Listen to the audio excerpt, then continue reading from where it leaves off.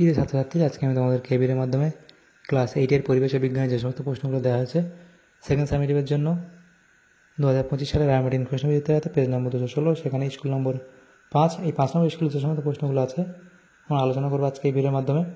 তোমরা ভিডিওটা শুরু থেকে শেষ অবধি অবশ্যই দেখবে, আর চ্যানেল যদি নতুন হয়ে থাকে অবশ্যই তোমরা চ্যানেলটাকে সাবস্ক্রাইব করে রাখবে পরবর্তী যে স্কুলগুলো আছে সেগুলোর প্রশ্নোত্তর পাওয়ার জন্য।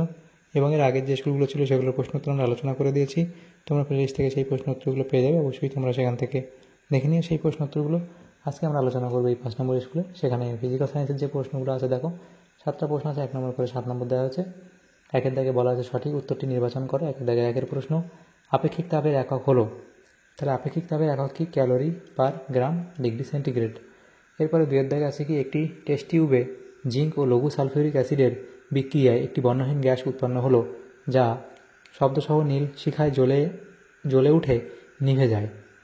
গ্যাসটি হলো, এখানে গ্যাসটি কোনটা হবে? গ্যাসটি হবে কি? হাইড্রোজেন, অর্থাৎ অপশান বি। এরপরে আছে সীসা ও টিন মিশিয়ে ফিউজ তার তৈরি করা হয়, কারণ তাতে পরিবাহী তারের গলনাঙ্ক ও সীসা ও টিন উভয়ের গলনাঙ্কের থেকে কম হয়। এরপরে নিচের কোনটি তাপগ্রাহী পরিবর্তন? তো এখান থেকে তোমাদের কোনটা তাপগ্রাহী পরিবর্তন সেটা লিখতে হবে, সেটা হলো চুনাপাথর থেকে পলিচুন তৈরি। এরপরে তরমুজের বীজে যে এনজাইমটি থাকে তা হলো, সেটা হবে ইউরিয়েজ। তাহলে তরমুজের বীজে যে এনজাইমটি থাকে তা হলো ইউরিয়েজ। এরপরের প্রশ্ন কি বলা আছে? যেটি তড়িৎ বিশ্লেষ্য নয় সেটি হলো কি? Glucose, option C.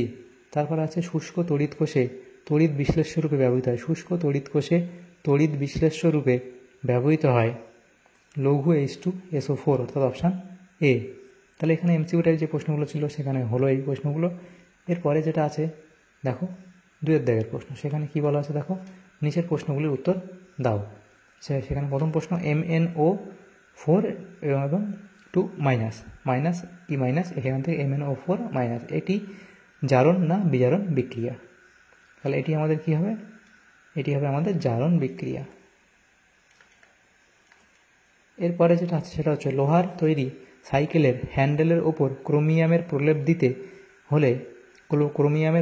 হলে অ্যানোড হিসেবে কি ব্যবহার করতে হয়?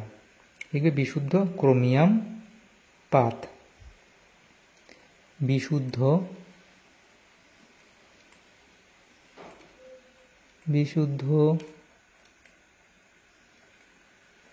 ক্রোমিয়াম পাত। এরপরে আছে 3-এর দাগের যে প্রশ্ন, সেটা বলা আছে কি? তরলের স্ফুটনাঙ্ক তরলের উপরিস্থিত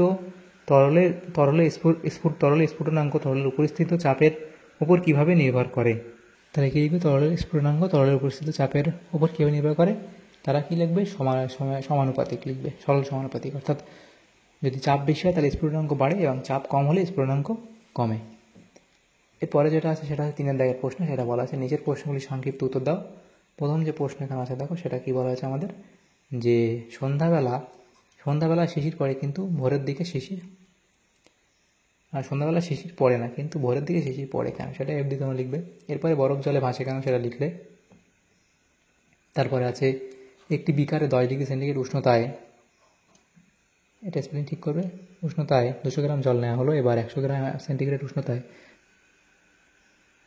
সেন্টিগ্রেড উষ্ণতার 50 গ্রাম জল ওই জলে যোগ করা হলো। এভাবে কিছুক্ষণ রেখে দিলে মিশ্রণের অন্তিম উষ্ণতা কত হবে?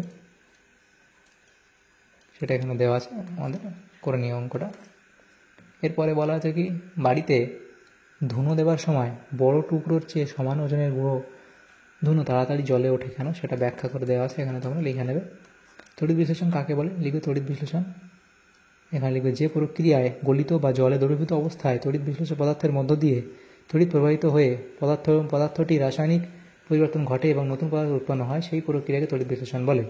অর্থাৎ এই প্রশ্ন ছিল কি? তড়িৎ লেপনের উদ্দেশ্য কী? তাহলে তড়িৎ লেপনের উদ্দেশ্যগুলি হলো, 1 নম্বর ধাতুগুলিকে মরচে পড়া তথা জলবায়ুর হাত থেকে রক্ষা করা, 2 ধাতুর উজ্জ্বলতা বজায় রাখা, 3 ধাতুগুলির ক্ষয়রোধ এবং স্থায়িত্ব বৃদ্ধি করা। এরপরে যেটা আছে দেখো, সেটা বলা হয় তড়িৎ চালনা করলে ইত্যাদির আয়নগুলির কোনটি ক্যাথোড ও কোনটি অ্যানোডে যাবে? তাহলে ক্যাথোডে কোনটা যাবে সেটা আমরা এখানে লিখে দিই, সেটা হচ্ছে কি? Na+Mg2+, এটা হচ্ছে আমাদের কোথায় যাবে? ক্যাথোডে যাবে। এবং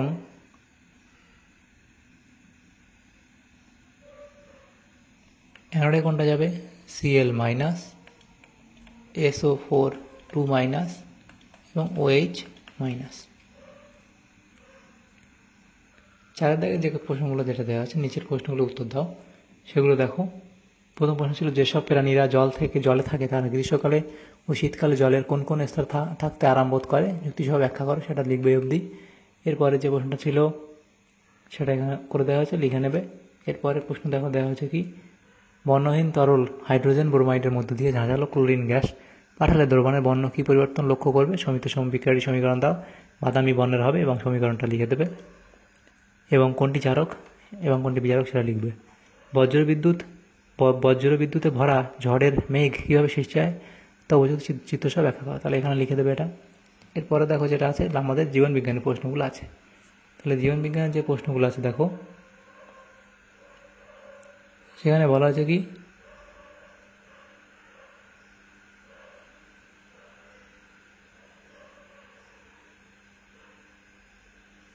একের দাগে সঠিক উত্তর নির্বাচন করো। DOTS কোন রোগের চিকিৎসায় ব্যবহৃত হয়?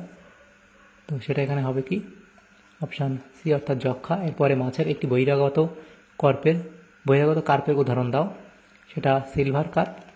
এরপরে গোল্ডেন রাইস আমাদের শরীরে কোন ভিটামিনের চাহিদা পূরণ করে? সেটা ভিটামিন এ, অপশান এ। কোন মাছি ইঁদুরের দেহ থেকে প্লেগ রোগের জীবাণু বহন করে? তাহলে সেটা হবে অপশান বি। এরপরে দেখো, সত্য অথবা মিথ্যা নিরূপণ করো। সিস্টার মুরগির উদাহরণ হলো লেগ হর্ন, এটা ভুল বলা হয়েছে। এরপরে DDT একটি আগাছানাশক, এটাও ভুল বলা হয়েছে। শূন্যস্থান পূরণ করো। চায়ে উপস্থিত ড্যাশ রক্তে কোলেস্টেরলের মাত্রা কমাতে সাহায্য করে? সেটা হবে পলিফেনল।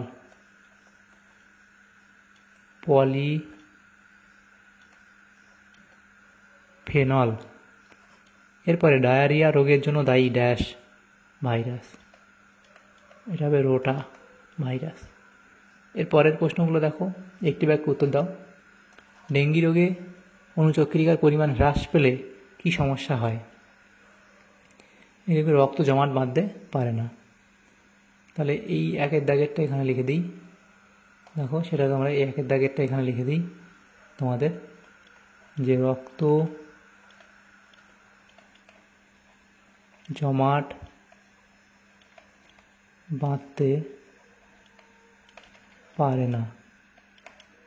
এরপরে আমে কোন ফাইটোকেমিক্যাল পর্যাপ্ত মাত্রায় পাওয়া যায়? তাহলে লিখবে কি, বিটা ক্যারোটিন। দুইয়ের দাগে বিটা ক্যারোটিন। এরপরে ধানের কোন জাতের ক্ষেত্রে বীজতলা তৈরি করতে লাগে না? সেটা হবে আউশ, এটা লিখে দিই এখানে। এরপর চারে বলা আছে কি, একটি কন্দ জাতীয় ফসলের উদাহরণ দাও। লিখবে আলু। এরপরে হেপাটাইটিস ভাইরাস মানুষের কোন অঙ্গকে ক্ষতিগ্রস্ত করে? তাহলে হেপাটাইটিস ভাইরাস মানুষের কোন অঙ্গকে ক্ষতিগ্রস্ত করে? যকৃতকে। খারিফ ফসল কাকে বলে? উদাহরণ দিতে হবে। তো এটা তোমরা বই থেকে পেয়ে যাবে, সেটা তোমরা লিখে নিও। এরপরে যেটা বলা হয়েছে দেখো, সেটা কি, 3-এর দাগের প্রশ্ন। আমাদের শরীরে HIV এর সংক্রমণ কীভাবে হয়? এই জীবাণু আমাদের শরীরকে কীভাবে ক্ষতিগ্রস্ত করে দেওয়া আছে, লিখে নিও। এরপরে ব্যাটারি খাঁচায় মুরগি পালনের পদ্ধতিটি লেখো, সেটা এখানে পরপর স্টেপ বাই স্টেপ লিখে দেওয়া হচ্ছে, লিখে নেবে। চাষের জমিতে বীজ বপন যন্ত্রের ব্যবহারের দুটি সুবিধা লেখো। তাহলে বীজ বপন যন্ত্র বা সিড ড্রিলারের সুবিধা কি? এই যন্ত্রের সাহায্যে সঠিক দূরত্বে ও সঠিক গভীরতায় বীজ বপন করা সম্ভব হয়। বীজ সবসময়ই মাটি দিয়ে ঢাকা থাকে, ফলে পাখিরা এই বীজের নাগাল পায় না। বীজগুলি সঠিক লাইনে বপন করা সম্ভব হয়, ফলে পুষ্টি উপাদান ও জলের ব্যবহার সঠিকভাবে ঘটে। এই যন্ত্রের ব্যবহারের ফলে সময় ও শ্রমের সাশ্রয় হয়। এরপরে 4-এর দিকে বলা আছে কি, মাছ চাষে পালন পুকুর বলতে কী বোঝো? আঁতুর পুকুরের তুলনায় আকারে বড় যে পুকুরে ধানিপোনা প্রতিপালন করে চারা পোনায় রূপান্তরিত করা হয় তাকে পালন পুকুর বা রিয়ারিং ট্যাঙ্ক বলে। এরপরে প্রশ্ন পাঠ ছিল কি, পিটুইটারি নির্যাস প্রয়োগ করে মাছের প্রজনন ঘটাতে কয়টি পুরুষ ও কয়টি স্ত্রী মাছের প্রয়োজন হয় সেটা এখানে লিখে দেওয়া হচ্ছে, লিখে নেবে। তাহলে দেখো আমাদের এখানে এই প্রশ্নগুলি ছিল আমাদের ক্লাস 8-এর যে প্রশ্নগুলো ছিল পরিবেশ ও বিজ্ঞানের 5 নম্বর স্কুলের সমস্ত প্রশ্নের উত্তর আমরা আলোচনা করলাম আজকে এই ভিডিওর মাধ্যমে। ক্লাস 8-এর সেকেন্ড সামেটিভের জন্য পরিবেশ ও বিজ্ঞানের 5 নম্বর স্কুলের যে প্রশ্নগুলো ছিল। তো এই ভিডিওটা যদি তোমাদের সামান্যতম উপকার এসে থাকে তোমরা অবশ্যই একটা লাইক করবে এবং বেশি বেশি করে বন্ধুদের সাথে শেয়ার করবে। আর পরবর্তী যে স্কুলগুলো আছে সেই স্কুলগুলোর যে প্রশ্নগুলো আছে সেই প্রশ্ন উত্তরগুলো পেতে তোমরা অবশ্যই আমাদের চ্যানেলটাকে সাবস্ক্রাইব করে রাখবে, যারা এখন তোমরা সাবস্ক্রাইব করোনি আমাদের চ্যানেলটাকে। Thank you, thanks for watching.